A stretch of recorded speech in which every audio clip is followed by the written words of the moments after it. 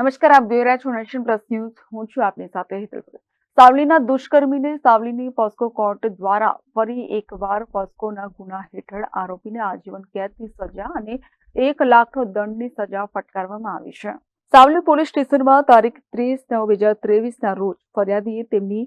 16 વર્ષ 6 મહિનાની દીકરી હાલોલ સ્કૂલમાં ધોરણ 12માં ઘરેથી અભ્યાસ કરવા ગયેલી, જે પરત ન ફરતા અને તપાસ કરતા મળી ન આવતા ફરિયાદીએ ફરિયાદ લખાવેલી, જે બાબતની તપાસમાં પોલીસ દ્વારા આરોપી તથા સગીરાને 1 વર્ષ જેટલા સમય બાદ સુરત ખાતેથી શોધી લાવેલ, જેની તપાસમાં ખુલેલ કે આરોપી ભોગ બનનારનું અગાઉથી રિક્ષામાં બેસાડીને હાલોલ સ્કૂલમાં કાયમ લઈ જતો. મુકેશ નરવતસિંહ ગોહિલ, ઉંમર વર્ષ 28, પરિણીત હોવા છતાં સગીરાને પોતાની પ્રેમજાળમાં ભોળવી, બહેલાવી, ફોસલાવી લગ્ન કરવાના ઈરાદા સાથે ભગાડી જાય અમદાવાદ, ગ્વાલિયર, આગ્રા, મથુરા અને સુરત જેવા વિવિધ સ્થળોએ લઈ જઈ વારંવાર તેની સાથે દુષ્કર્મ કરી સગીરાને 1 વર્ષ જેટલો સમય પોતાના ગેરકાયદેસર કબજામાં રાખી ગર્ભવતી બનાવી બાળકની માતા બનાવી, જે ગુનાની ચાર્જશીટ સાવલીની પોસ્કો અદાલતમાં થતા તે અંગેનો કેસ પોસ્કો કોર્ટમાં જે ઠક્કરની કોર્ટમાં ચાલી જતા આરોપી મુકેશ નરવતસિંહ ગોહિલ, ઉંમર વર્ષ 28, રહેઠાણ સાવલીને દુષ્કર્મના ગુનામાં સગીરાને ગર્ભવતી બનાવી બાળકની માતા બનવા મજબૂર કરેલ હોવાના પોસ્કો એક્ટ હેઠળના ગુનામાં દોષિત ઠરાવી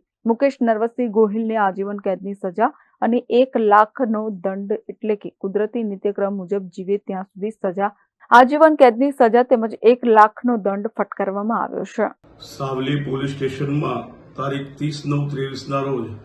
ફરિયાદીની 16 વર્ષ 6 માસની સગીર દીકરી હાલોલ ખાતે ધોરણ 12માં તેના ઘરેથી અભ્યાસ કરવા રાબેતા મુજબ ગયેલી અને રાબેતા મુજબના સમયે ઘરે પરત ન આવતા તેના પિતાએ સાવલી પોલીસ સ્ટેશનમાં ફરિયાદ નોંધાતા તે ગુનાની તપાસ સાવલી પોલીસ સ્ટેશન દ્વારા તથા ICUW દ્વારા કરાતા 10 માસના સમયગાળા દરમિયાન આરોપી તથા ભોગ બનનાર આરોપીના કબજામાંથી સુરત ખાતેથી મળી આવતા પોલીસે તે ગુનાના પુરાવાઓ એકત્ર કરી નામદાર પોક્સો કોર્ટની અદાલતમાં ચાર્જશીટ રજૂ કરતા નામદાર પોક્સો કોર્ટના જજ સાહેબ શ્રી જે ઠક્કર સાહેબ શ્રીએ આરોપી મુકેશ નરવતસિંહ ગોહિલ, રહેવાસી રાણીપુરા, તાલુકો સાવલી, જિલ્લો વડોદરા નાને આ કામે દોષિત ઠેરવી મુકેશ નરવતસિંહ ગોહિલ નાને નામદાર સાવલીની પોક્સો કોર્ટના જજ સાહેબ શ્રી જે ઠક્કર સાહેબ શ્રી નાઓએ આજીવન કેદ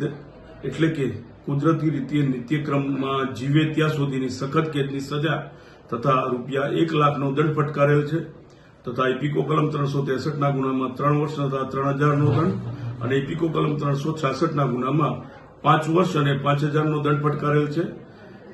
આરોપી જે દંડની રકમ નામદાર કોર્ટમાં જમા કરાવશે તે પીડિતાને ચૂકવી આપવા હુકમ કરેલ છે. તેમજ આ કામે સગીરા એક બાળકની આરોપીના કૃત્યથી માતા બનેલી હોવાથી સગીરાને ગુજરાત વિક્ટીમ કોમ્પન્સેશન સ્કીમ મુજબ ₹7 લાખનું વિક્ટીમ કોમ્પન્સેશન ચૂકવવા ડિસ્ટ્રિક્ટ લીગલ સર્વિસ ઓથોરિટીને ભલામણ કરેલ છે. Bureau nation plus news Savli. સમાચારોના સતત અપડેટ મેળવવા માટે અમારી નેશન પ્લસ ન્યૂઝની YouTube ચેનલને સબસ્ક્રાઇબ કરો, બેલ આઇકન દબાવો અને જોડાયેલા રહો ફેસબુક, ઇન્સ્ટાગ્રામ અને ટ્વિટર પર.